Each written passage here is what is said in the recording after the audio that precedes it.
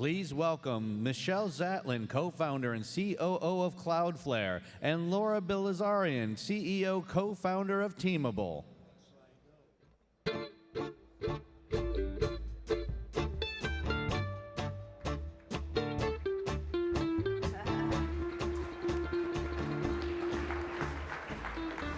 All right. Oh my goodness, is this what Chrissy Teigen feels like when she's on the late night talk shows? Maybe. Feels very weird. I hope I live up to the challenge. So we're all really lucky here to have Michelle, who has a company called Cloudflare, and their mission is helping to build a better internet. Can you tell what Cloudflare does for setting context, and then we'll go into it? Yeah, sure. Hi. So I was literally in your seats about 5 years ago. So Cloudflare, our mission is to help build a better internet. What that means is if you have a website, an app, a blog, an API, Cloudflare helps make sure it's fast, safe, reliable, and you have insights and control around the world. And we're about 7 years old.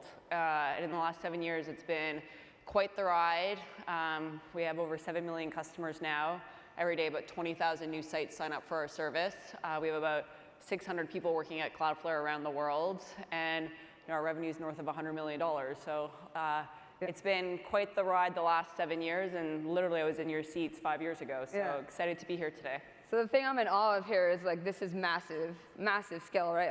Who wants to have a business that's 100 million in revenue and over 7 million users? And so what I've asked Michelle to do is try to give us some of the lessons that are counterintuitive. So the ones you can't read on Jason's blog, right? The ones you can't learn by talking to other founders your size. And she's been really generous and like forensically gone back in time for us, and is going to be really open.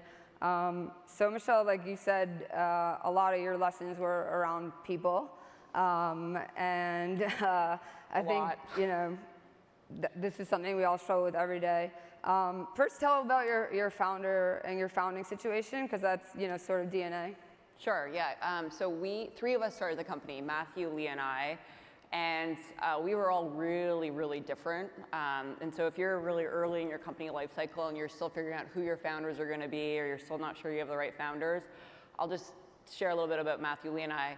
I remember when I went to tell people, Matthew and I met at business school, so we were classmates, and so we had a lot of mutual friends in common. And I remember it was kind of the end of our business school experience, and I told people, hey, when I graduate, I'm going to go move to California, and I'm going to start a company with Matthew. And people looked at me and said, why? Why Matthew? Like, you guys know each other that well? And then Matthew would tell people the same thing, and they were like, why do you want to start it with Michelle? We are just very different people, and lots of people now know both of us. And I would say that you know, Matthew is very strategic and visionary, and if you need a startup idea, he is the person to go find at a bar, and he has more ideas than he knows what to do with. Lee, who's the third co-founder, was a technical architect, so he was just the one, you know, figuring out the architecture, benchmarking everything, figuring out, okay, if we're going to do this, how do we architect it so it scales, which is really important, having that DNA early on.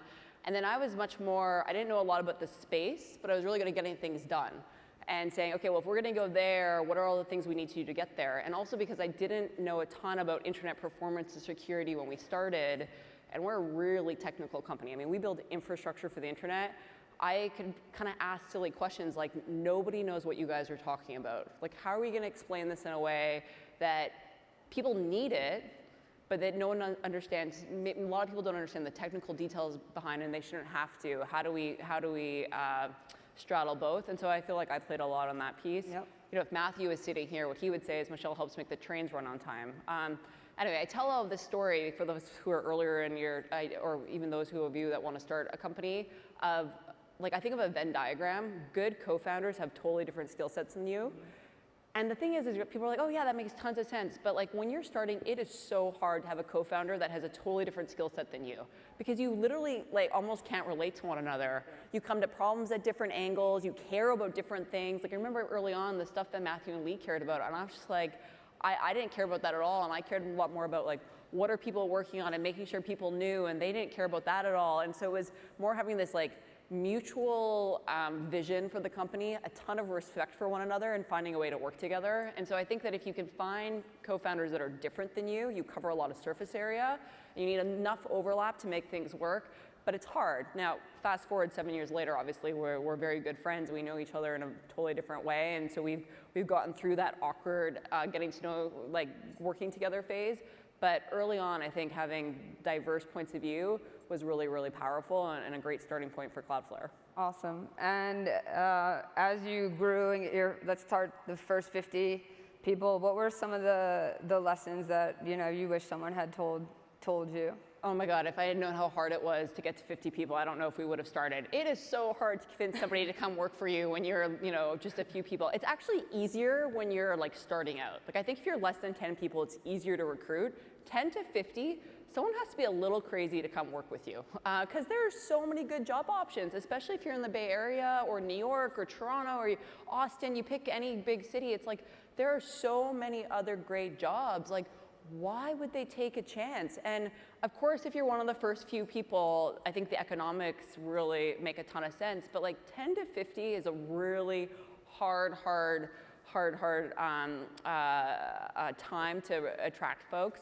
And I remember, we were growing like mad on every metric. We were up and to the right. We had launched at a conference kind of like this actually. It was called TechCrunch Disrupt back in 2010, September 2010, and we were runner-ups on stage.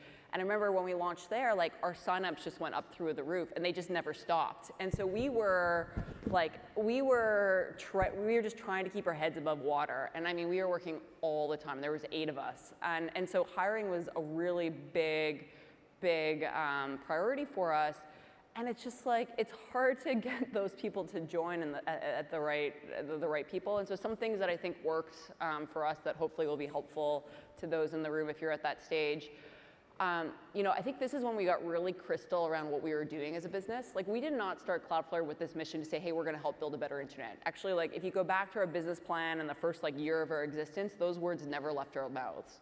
It was more kind of once we started to have traction, we started to realize the impact and what we could, and we started to almost fall more and more in love with our idea, that we started to crystallize, okay, what are we really trying to achieve as a business? And so kind of emerged a little bit more slowly. But as soon as we had that, oh man, was it really helpful as we tried to talk to other people and recruit other people to come join? Because all of a sudden people were like, yeah, I want to be part of that.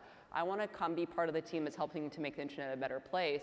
And so, if you're sitting in the audience and you're like, yeah, getting those people to come recruit, you can't compete on salary, you just can't. and there's lots of interesting things, but if you can find people who have the same interest in what your business is trying to solve or what your mission is, then it's easier, because people are like, okay, I am interested in this and I could really throw myself into it and take the chance to come join. I think that was really helpful. The other thing that I think that I did not realize at the time that I wish I had is businesses aren't like a linear line up. They're much more like step functions. And so what I mean by that is really early, when you're like less than 20 people, and what I always say is like the first version of Cloudflare really got built on the back of 20 people. I mean, it was just like, it's amazing what 20 people who have a shared vision, who are really smart, and like what you can accomplish together, it's incredible. But like the back of 20 people, and so you just really, I can't even remember what I was going to say, but anyway.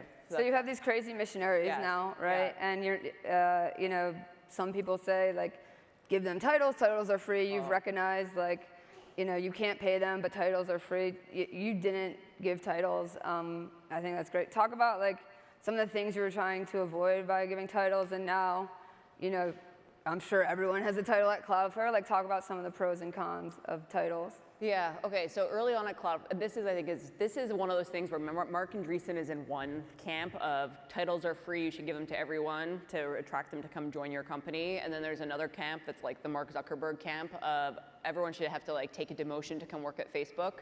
And so we really did not do a lot of titles for a long time at Cloudflare, and I'll tell you the pros and cons.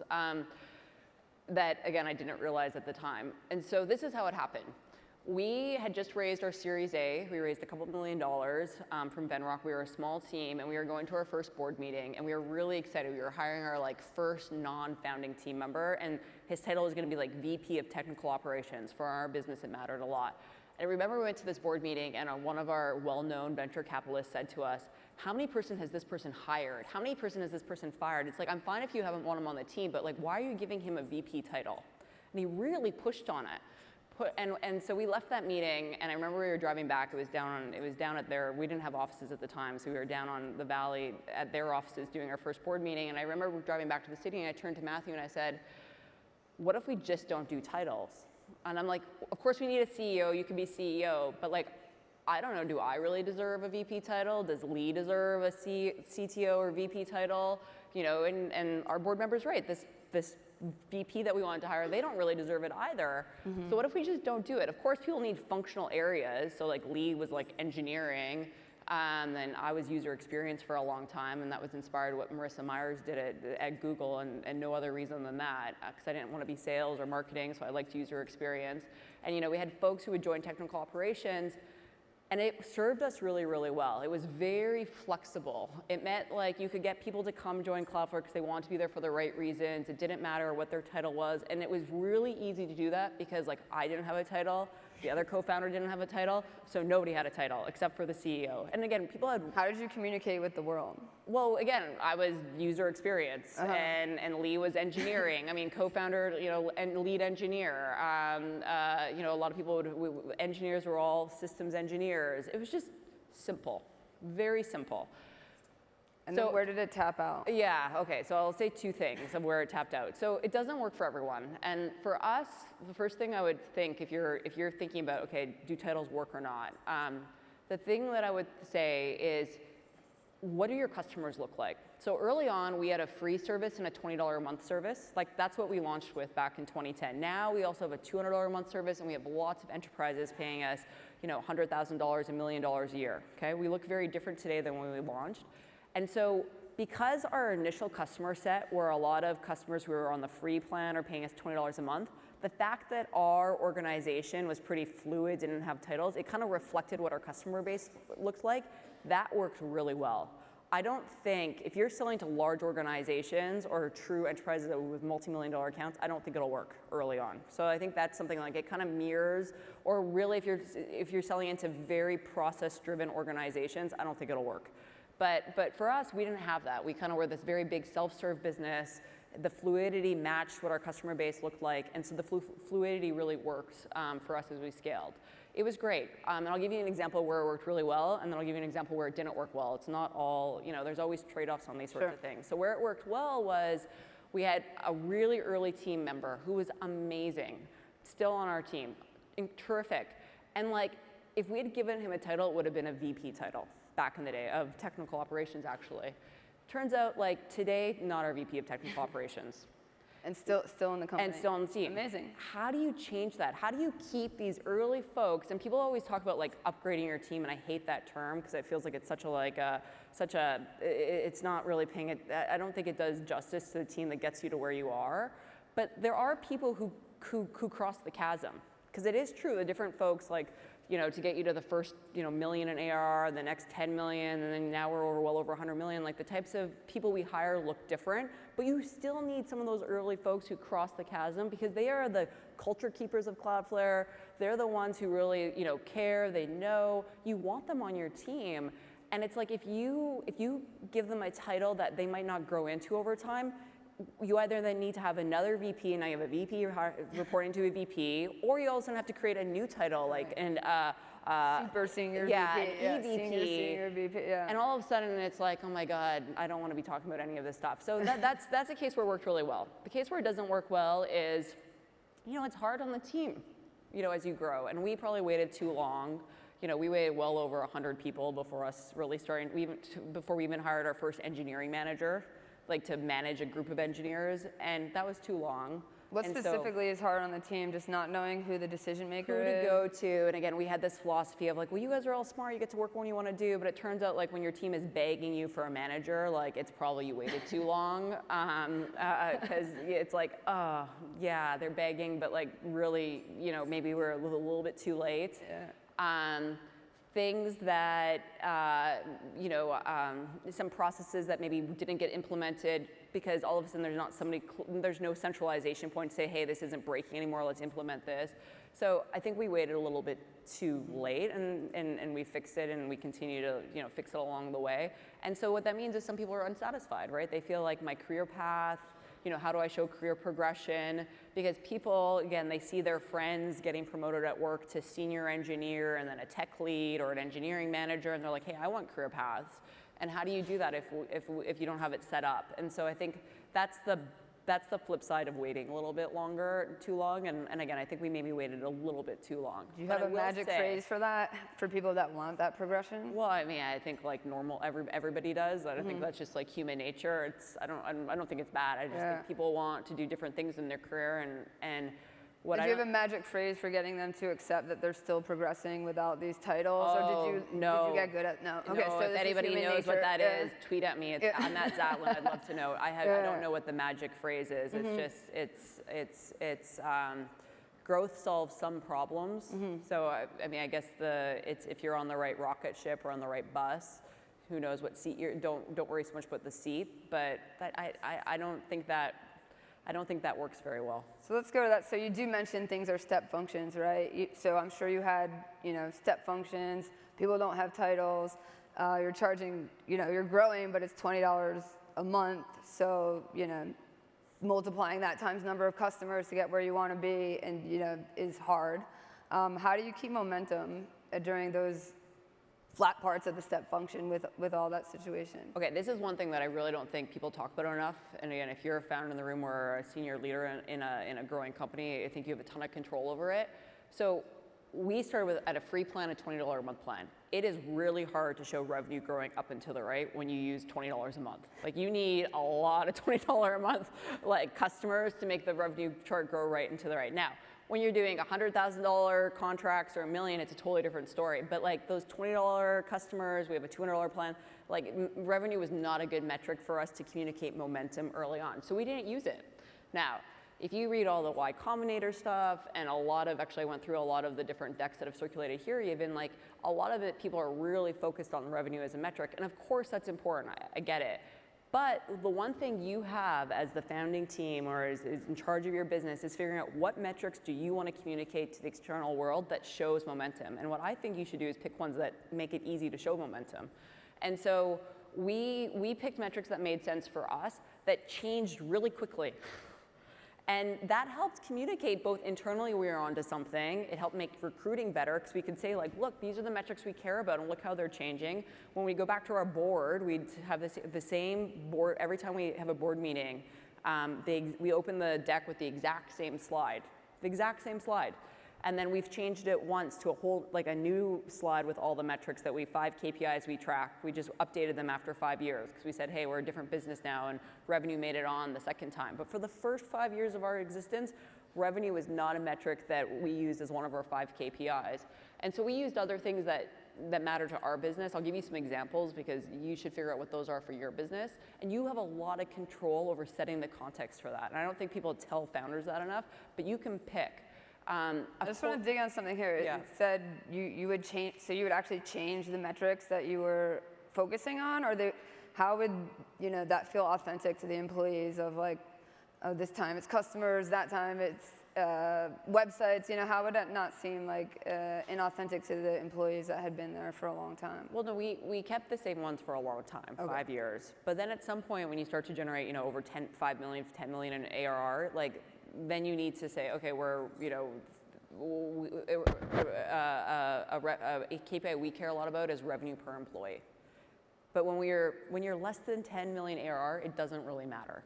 But when you have over 10 million ARR, it matters a lot. And so that's something where we started to help, and it helped to say, okay, is our hiring pace in line with our revenue growth? And we want that metric to stay within a range. Mm-hmm. But when you're smaller and earlier, it wasn't an important metric for us. And again, I think of course we had to report the financials to the board, so of course we knew what our revenue was, but it was not one of our 5 key metrics that we ever talked about. And I think it served us really well. So I'll give you 1 or 2 examples of what we did use, because I really think as a founder or as a leader in these early stage companies, you have so much control over setting the context of what's important. So for us, of course, we use number of customers, and that's great, but those also kind of grow slowly, right? It's like 1 for 1. And so another metric we used early, and again, it works for our business, you have to find your version for your business, is this notion of page views that we're making faster or safer every month, okay? So you can think about it is every time a website signed up for Cloudflare and they had about 50,000, let's say, page views a month, all of a sudden we had one new customer, but our page view count went up by $50,000 page views that month, okay? And then, whereas if we got a really big customer that maybe did 1 million page views that month, then all of a sudden we were at 1 million with 50,000 page views, and it grew much, much faster.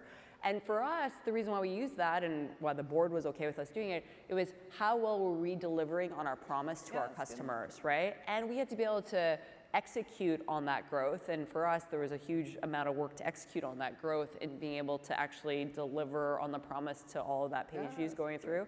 And so like that metric looked up and to the right and was growing really quickly, way faster than our $20 a month revenue graph. And so again, page views isn't going to work for most businesses, but find one that does work, that helps communicate what you're trying to do as your business. And no one told us that when we were starting out. And I think like, again, of course, LTV, CAC, all those things matter as you get bigger. But like, there are other things you can use to help bridge that will help you with your psyche, will help recruit, and will help you manage expectations with partners and boards and potential investors and all sorts of goodness. That's really good advice. So I know you're not charging $20 a month to all your customers now. Talk about like, your first big opportunity, or how you thought about making the leap, and are there any counterintuitive lessons in that? Yeah. Customers, we love our customers. Well, the best part of my job are the people I get to work with, and then the best part of my job are our customers. So we really started with this, free plan, $20 a month plan, and really quickly this is what happened. Customers would contact us, and we had a enterprise advisory council contact us. That was it. It was free, pro for $20 a month, or enterprise advisory council contact us. That's what our website pricing page looked like back in 2010. And so people would sign up for the free and $20 a month plan, and then also we had these customers writing into the Enterprise Advisory Council saying, I love your service, I use it on my personal blog, I want to bring it to my office, but I have to pay you more than $20 a month, or otherwise I will get fired. Right, like I cannot, in good faith, go to my boss and say, hey, we're gonna pay this company $240 to run all of our performance and security and reliability infrastructure, which is a great problem to have. So it took us 2 years, and and trust me, I wish it had been faster, to come out with what we called a business plan, which was $200 a month, so 10 times above what we were charging, and kind of an enterprise plan, which was basically originally $3,000 a month, and now it's up to $5,000 a month, like a magnitude order. So it took us 2 years to get there. And so I think like the lesson I learned is to be patiently impatient. Like we always wanted to get there faster, but we weren't quite ready because what your organization needs to do to service those larger customers are totally different than what we had to do for our free and $20 a month customers. Like if we made a mistake and someone was on the free plan, they were very forgiving. If somebody was paying us, $3,000, $5,000, our customers who are paying us $60,000 a year, they are not as forgiving, nor should they be, because they're a real business and it's mission critical and it's totally unacceptable. And so we went through this whole transformation, and then this happened. So we got into these larger account types, and we have a sales team now fielding them, which is great, because with our free plan, our $20 a month plan, we have no sales team, but to close a $60,000 deal, like they want to talk to somebody. They want someone to like ask technical questions to. You can't just point them to your documentation. Like they want to talk to somebody. And then once they sign up, you need to service them. And so we build that all out. And I remember this is what happened. So we started to get like better at these $60,000, $100,000 contracts. And then it's like this oracle walk through the door where we had a customer, brand name customer, amazing internet property, who were like, look, it was a $1 million contract. And our sales team was like all over this contact. They wine and dine them, and they were so excited, and they were promising them the world. And What I was their quota at the remember- time? Do you remember? Pardon me? What was their quota at the time? Oh, You don't remember? Okay, I don't but remember. it was like It was 100. a big it was a big deal. Again, like that's just a lot. That was a big. It would have totally made our year, our revenue number for the year. Like it was a big deal. And I remember Matthew and I literally having a panic attack, like a heart attack, and we said, we are not going to take on this customer. We are not ready. And it was this friction where the sales team was saying, oh my God, their brand name, they want to pay us $1 million. Of course we need to get there. We have to drop all our priorities and focus on winning this contract. And I remember thinking, no, we don't. No, we can't. We weren't ready yet. And so what ended up happening, and it was not obvious, but what ended up happening, and this is really hard to do, is we told the customer, look, we admire what you guys are doing. We would love to be your vendor of choice, but truthfully, we're not ready to do this yet. But we'd love to keep in touch. And the next time this contract comes up for renewal, we want to bite at the apple then. And fast forward 18 months later, we won the contract. Amazing. But it was that, like it was, and I tell you, the salesperson was not happy. Yeah. Our head of sales, not happy. Because they wanted to use it as a reason to get better as a company. Yeah. And I totally get that. I totally get it. You lean in a little bit, and that company makes you better because they have higher expectations, and that's great. And it's hard, but it's a good hard. But like, there's also a thing about whiplash in the organization, and I think like as a founder, executive, if you're running a company, your job is to figure out, is this good for the company or is it going to be whiplash? And we just thought at the time it was whiplash. Now, of course, you can't live life in parallel, so I don't know what would have happened, but I'm sure to this day we made the right choice. Yeah, I really want to dig in here on some words you said, because I think probably like by the laughter, a lot of people can relate to this problem. So you have this big customer. Like, what were the tangible things that made you know you're not ready, right? Because as a founder, you're always doing things that you're not ready to do, right? And so how did you know, like, no, honestly, we're not ready? Like, how do you evaluate whiplash would be another way to ask the question, but I think like that's one piece, and then we have to talk about the sales. When the words were uttered, we need to drop everything and change our product roadmap to meet this customer's demand, I was like, no, we don't. No, we don't. We're not going to do that. Because we have all these other customers. I mean, today we have 7 million internet properties. Back in the day, I don't know, it was probably 1 million. But it's like we have 1 million other customers we have to care about too. And this revenue is super shiny and it's very attractive. And yes, I agree we will get there, but it doesn't have to be right now. And again, I think that's it would have broken the organization. It would have just changed a lot of different sorts of things. And I really don't think the customer would have been happy in the end, because we were going through, scaling growing pains, which is what every company does, and we didn't want them to have to bear the brunt of those. Well, and how did you deal with the sales team? Well, one thing I've learned, which I also did not know when I started Cloudflare, is no is a really powerful word. You just got to say no sometimes, and the answer was like, no. Understand we want this. Go back, tell them we want to stay in touch, and we'll try. Let's be a good partner here. Now, I work with great people, and so they understood that. They were disappointed, as they should be. That's their job. They should be disappointed. But you play as a team, you win as a team. Interesting. And that customer came to you, right? Yes. Okay. Yes. Cool. They were unhappy with, yes. Cool. Are they still a customer? Yes. Congratulations. Cool. So let's talk about, so now you've obviously have a lot of momentum. You have, the market pulling things out of you. You're making some really tough decisions. It's time to raise money again, somewhere in this. Like, and as you rightly mentioned, there are a million things on how, step one, step two, but what are the counterintuitive things that, you'll never read on a VC blog? And what are the counterintuitive decisions you made around fundraising? Okay, I feel like the amount of content around fundraising today is so much better than when I started Cloudflare. So you guys are all really lucky. Like, I feel like it's almost like demystified much better, which is great. If you're the founder, good for you. That's awesome.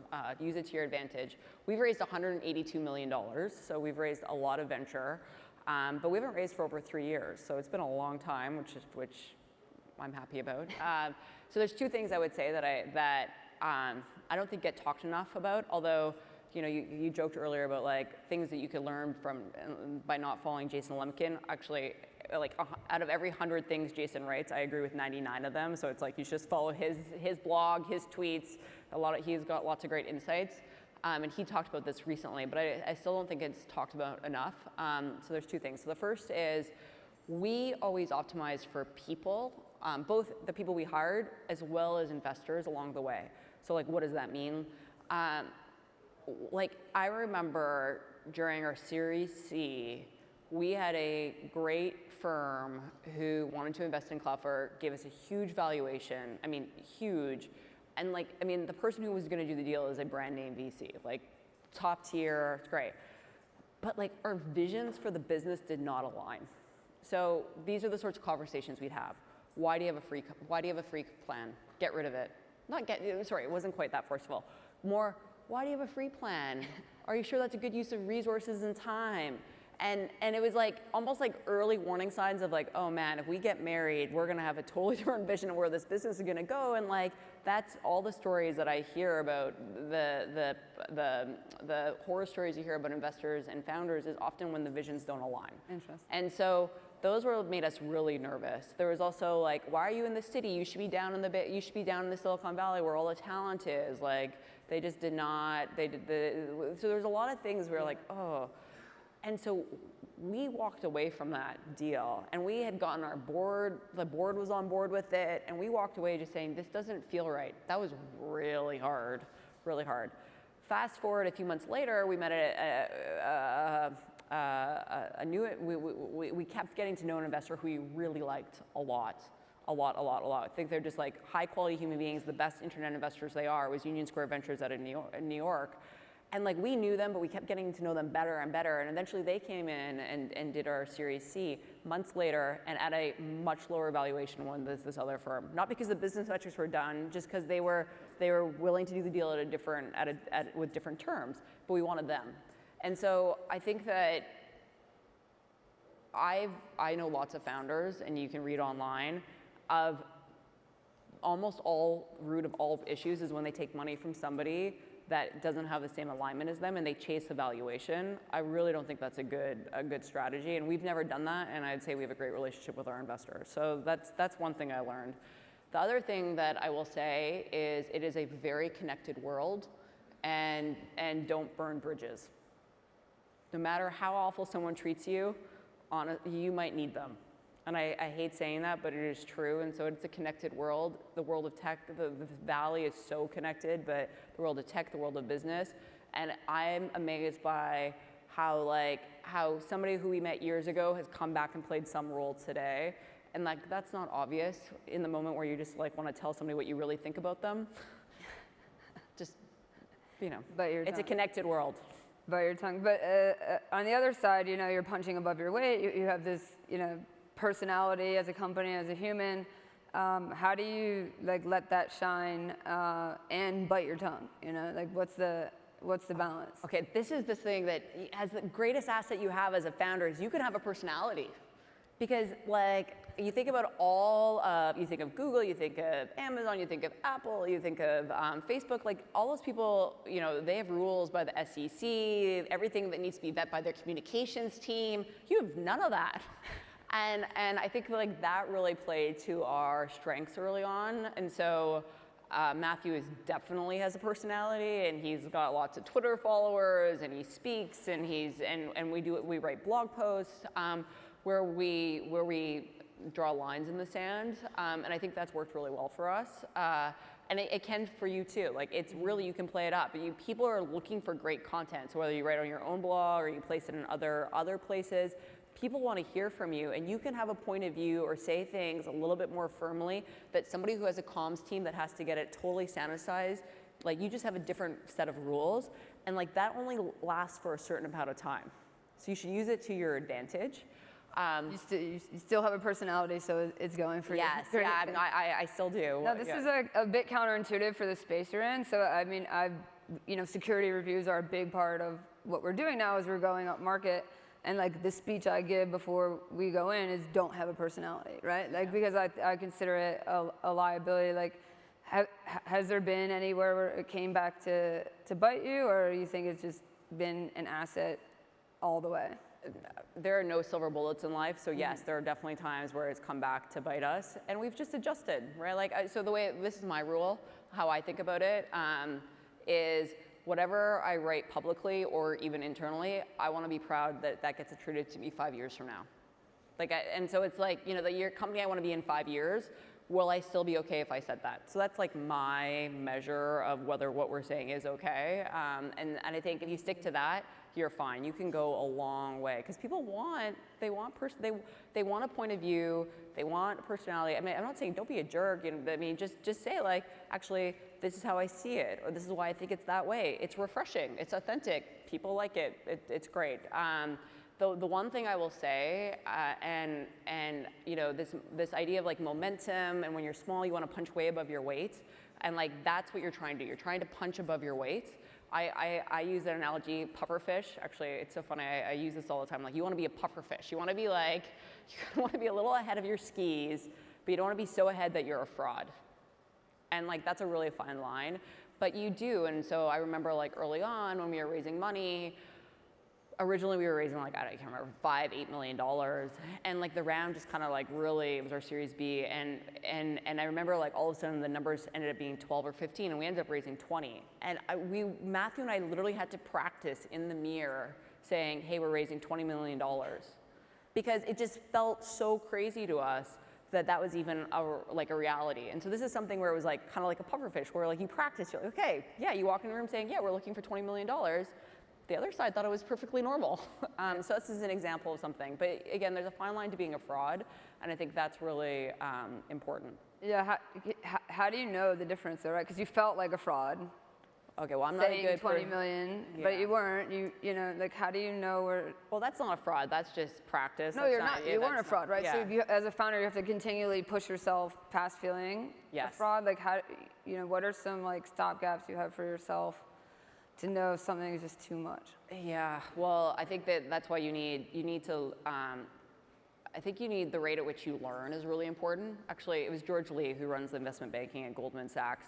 This is his line, not mine. And you know, if you think about somebody like Goldman or Morgan Stanley, like they meet with all the founders, and they do a really good job meeting these companies early, and then they see them, right? They're trying to get to know Snapchat when it's like 10 people. And they do that really, really well. And what George said once that I thought, oh, that's so smart, is the best founders are the ones where they have a really high rate of learning, the ones who learn really quickly. No, and then I heard Evan Williams speak once, and he's like, everyone's just making it up as they go along. And I'm like, yes. Like, those two things together, I was like, yes. It's not like you go to every single session at this conference, and like, I'm sure people will tell you 5 different things than I just told you, and they were successful, and someone else, like, it's, you ask 10 people, you get 8 different answers. There's lots of different paths of success. And so at the end of the day, like, you have to listen, you have to get feedback. There's so many resources, whether it's conferences like this, or you meet people, or you read online. There's lots of inputs of what you want to do. You talk to your mentors, you talk to your co-founders, you ask your team. But at the end of the day, like, you have to decide what's right for your business, and like, only you, and only truly you will be able to decide. And that's just, and if you get it wrong, then you adjust. There are very few things that if you make the wrong decision, that is company ending. There might be a couple, so take those, but otherwise it's like better just to make the decision and adjust along the way, and you have to change it, you change it. And I think that's been, it's like back to the momentum. Momentum is more important than analysis paralysis. And it's really easy, especially as you get bigger, to be like, oh, I have to make the perfect decision. And you're like, no, you don't. You just have to make a decision.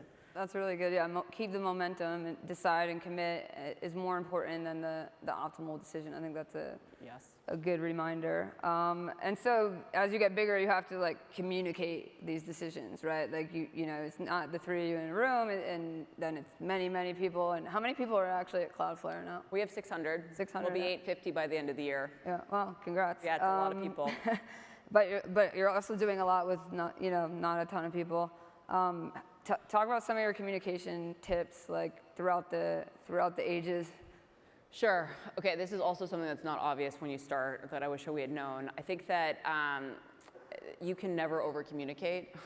I mean, it sounds so obvious now, but it's, you know, when we started, we were, you know, 8 people, 20 people all in the exact same room, communication was easy. We were just sitting next to one another. You're talking to each other all the time. You overhear every conversation. We were not a distributed team at all. We were all in the exact same room for a while, and it was like amazing because it's just the speed at which you can move is great.